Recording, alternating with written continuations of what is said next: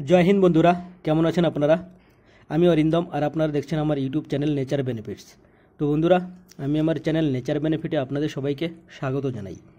তো বন্ধুরা, চলুন আজকের বিষয়টি অল্প কিছু নিয়ে আলোচনা করা যাক। যাই হোক বন্ধুরা, হিন্দুদের মহাকাব্যে রামায়ণ মতে রাম রাবণের যুদ্ধে লক্ষণের উপর শক্তিশালী বাণ নিক্ষেপের পর লক্ষণ শক্তিহীন ও মৃতপ্রায় হয়ে পড়ে, যার ফলে বহু গাছপাতা তুলে আনতে হয় হিমালয় থেকে। লক্ষণের চিকিৎসার জন্য তার মধ্যে 4টি বিশেষ গাছ ছিল, যথা মৃত সঞ্জীবনী, বিশল্যকরণী, সুবর্ণকরণী ও সন্ধানী। তো বন্ধুরা, এই 4টি গাছের সংক্ষিপ্ত আমি কিছু গুণাগুণ বলে রাখি এখানে। মৃত সঞ্জীবনী মৃত মানুষকে প্রাণ দিতে পারে। বিশল্যকরণী অস্ত্রের ঘা ক্ষত স্থান সারিয়ে তুলতে পারে। সুবর্ণকরণী অসুস্থতার কারণে শরীরের রং পাল্টে গেলে সেটিকে ফিরিয়ে আনতে পারে। আর সন্ধানী গাছ কাটা অঙ্গ জোড়া লাগাতে পারে। কাটা অঙ্গ বা কাটা জায়গা ভাঙা হাড় জোড়া লাগানোর জন্য সন্ধানী গাছটি কাজে লাগে। যাই হোক বন্ধুরা, রামায়ণের কথা তো আপনারা সবাই জানেন। আর আমি আজ যে গাছটি নিয়ে আলোচনা করব, অবশ্যই বুঝতে পেরেছেন কী গাছ নিয়ে আলোচনা করব।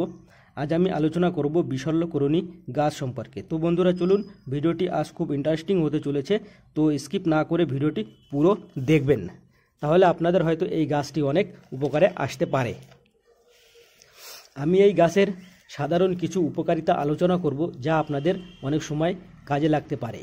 আপনারা এই গাছটি যেখানেই পাবেন বাড়িতে এনে একটা টবে করে ছাদের উপর বা নিচে যেখানে হালকা রোদ পড়ে সেখানে লাগিয়ে রাখতে পারেন, এবং এর উপকার জেনে আপনারা এটিকে আপনাদের কাজের জন্য ব্যবহার করতে পারেন। প্রায় সমগ্র দক্ষিণ পূর্ব এশিয়ায় অল্প কিছু জায়গায় অল্প পরিমাণে এই গাছ জন্মাতে দেখা যায়, তবে বর্তমানে দেখা গেছে এই গাছের বিস্তার কমে গেলেও কিছুটা বেড়েছে, কারণ অনেকের বাড়িতেই দেখা গেছে এই গাছটি। যাই হোক বন্ধুরা, এই গাছের বৈজ্ঞানিক সম্মত নাম হলো বার্লেরিয়া লুপোনিনা। বিশল্য শব্দের অর্থ হলো বেদনাহীন, অর্থাৎ বিশল্যকরণী হলো ব্যথা, ক্ষত ঘা, কাটা ঘা নিবারণে সাহায্যকারী একটি বর্ষজীবী গুল্ম জাতীয় উদ্ভিদ। এই গাছের পাতাগুলি গাঢ় সবুজ এবং মাঝখান বরাবর মধ্য শিরাটি লালচে রঙের হয়। কাণ্ড হালকা লাল বর্ণের হয়ে থাকে। প্রত্যেকটি পাতার গোড়ায় কাটা থাকে, মানে এক কথায় বলা যায় এটি একটি কাটা জাতীয় গাছ। এই গাছটিতে ডিসেম্বর থেকে মার্চ মাস পর্যন্ত ফুল ও ফল হয়। আর আপনারা আমার মোবাইল স্ক্রিনে যে গাছটি দেখছেন, এটি তো বিশল্যকরণী গাছ, কিন্তু এটিতে দেখুন ফল অলরেডি হয়ে গেছে। এখন ডিসেম্বর মাস চলছে, তো ফুল কমপ্লিট হয়ে গেছে, এখন ফল ধরে আছে গাছে। তো যাই হোক বন্ধুরা, মোচাকৃতি পুষ্প বিন্যাসের মাথায় অপূর্ব সুন্দর স্বর্ণাভ হলদে রঙের জন্য একে মোচা শির স্বর্ণমুখী নামেও ডাকা হয়। এছাড়াও এই গাছকে বিভিন্ন অঞ্চলে বিভিন্ন নামে ডাকা হয়, যেমন কাটা বিশল্যা, কাটা বিশল্যকরণী, শিমমুল্লি, সম্মুললি ইত্যাদি। তো বন্ধুরা, আপনারা এই গাছটিকে আপনাদের ওখানে কী নামে ডাকেন বা আপনারা কী নামে চেনেন, অবশ্যই কমেন্ট করে জানাতে ভুলবেন না। বন্ধুরা, এবার চলুন জেনে নিই এই গাছের অসাধারণ কিছু গুণাগুণগুলি। রক্তবমি। পেটে ঘাজনিত কারণে রক্তবমি হলে, বুকের দোষের জন্য বমির সঙ্গে অথবা কাশির সঙ্গে রক্তবমি হলে, এছাড়াও রক্তপিত্তে রক্তবমি করলে বিশল্যকরণীর শিকড় 2 গ্রাম আর এই গাছের পাতা 8 থেকে 10টি একসঙ্গে বেটে সামান্য ঠান্ডা জলে মিশিয়ে খাওয়ালে রক্তবমি বন্ধ হয়ে যায়। বিষাক্ত ঘায়ে বিশল্যকরণী।